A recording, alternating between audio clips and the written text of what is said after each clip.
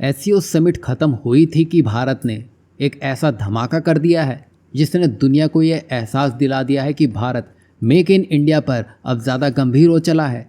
यही वजह है कि जहां चीन अपनी विक्ट्री परेड में बिजी था, तो उधर ताइवान भारत को एफटीए का ऑफर दे चुका है, जो ये साफ बता रहा है कि ताइवान भारत के साथ कंधे से कंधा मिलाने को तैयार है। वहीं भारत ने हाल ही में अपना पहला मेड इन इंडिया 32 बिट का प्रोसेसर चिप लॉन्च किया है और ये कमाल इसरो की सेमीकंडक्टर लैब ने किया है और आईटी मंत्री अश्विनी वैष्णव ने इसे खुद पीएम मोदी को भेंट किया।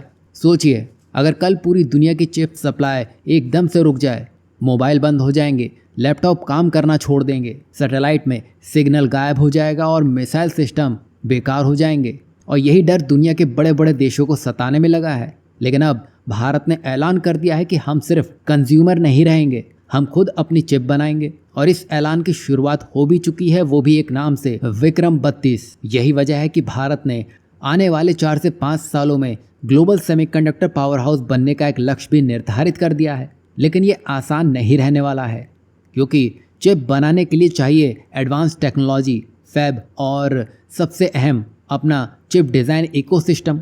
लेकिन बड़ी खबर अब यह है कि भारत ने पहला ठोस कदम उठा लिया है। 100% देसी माइक्रोचिप विक्रम 32 बना ली गई है, जो खास तौर पर स्पेस एप्लीकेशन के लिए तैयार की गई है। इसे आप ऐसा समझिए कि पहले भारत को यही स्पेस ग्रेड माइक्रोचिप बाहर से खरीदनी पड़ती थी।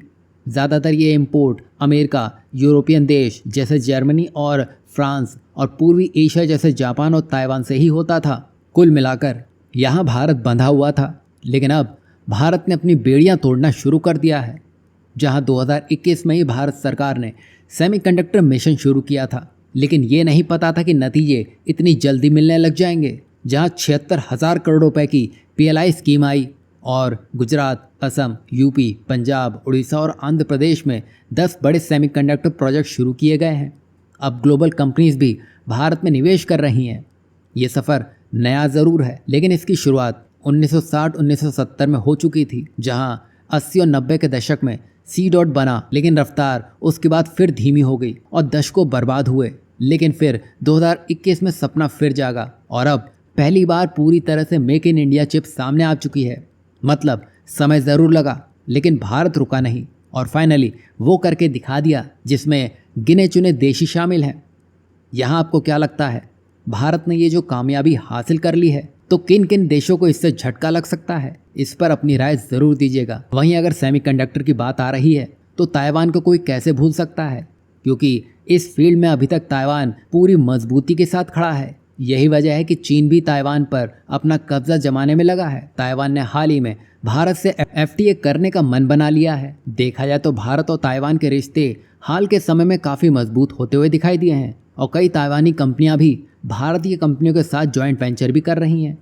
वहीं पिछले कुछ सालों से ये देखने को भी मिल रहा है, जहां भारत चीन की वन चाइना पॉलिसी पर चुप्पी अब पहले जैसी नहीं रही। जहां पहले भारत खुले तौर पर ताइवान को चीन का हिस्सा मानता रहा था, वहीं अब इस मुद्दे पर कुछ भी कहने से वो बचता है। मतलब साफ है, भारत यहाँ ताइवान को हिंट दे चुका है कि वो ताइवान को फिलहाल तो अकेला छोड़ने से रहा और यही बदलाव चीन को नागवार गुजर रहा है, क्योंकि ताइवान के साथ किसी भी तरह की साझेदारी को अब वो पूरी तरह से वर्जित मानता है। इसके बावजूद ताइवान लगातार भारत के साथ दोस्ती का हाथ आगे बढ़ा रहा है और यही वजह है कि ताइवान भारत के साथ मुक्त व्यापार समझौता यानी कि एफटीए का ऑफर दे रहा है। ताइवान सेमीकंडक्टर की दुनिया में एक बड़ा बादशाह है और वो अपनी चीन पर निर्भरता घटाना चाहता है और भारत भी इलेक्ट्रॉनिक्स के लिए चीन पर कम निर्भर होना चाहता है और ताइवान इसमें उसकी मदद कर सकता है। और अगर यही दोनों देश जो कि सॉफ्टवेयर और सेमीकंडक्टर की ताकत रखते हैं, अगर एक साथ एशिया में पावर बैलेंस बना लेते हैं, तो फिर चीन और अमेरिका यहाँ टिकते नज़र नहीं आएंगे। और सिर्फ भारत की बात नहीं हो रही है, सेमीकंडक्टर को लेकर अमेरिका से लेकर यूरोप सभी इस रेस में दौड़ लगाने में लगे हैं। वहीं अगर भारत भी ताइवान के साथ कुछ बड़ा करते हुए नजर आता है, तो सही मायनों में ये गेम चेंजिंग साबित होगा। यहाँ आपको क्या लगता है, अब भारत को धीरे धीरे ताइवान की ओर कदम बढ़ा देने चाहिए, क्योंकि जिस तरह चीन विक्ट्री मार्च निकाले पड़ा है और उसको इसमें कोई डर नहीं दिख रहा है, जिसमें नॉर्थ कोरिया के किम जोंग उन, साथ ही साथ रूस, अजरबैजान, पाकिस्तान और करीब 20 से 30 देशों के नेता इस परेड में शामिल दिखे हैं। जो साफ संदेश अमेरिका के लिए था। लेकिन यहाँ भारत को भी अब अपने लिए पूरी तैयारी करनी होगी। तो क्या भारत को ताइवान के साथ एफटीए के बारे में ज़रूर सोचना चाहिए? इस पर अपनी राय हाँ या ना में ज़रूर बताइएगा।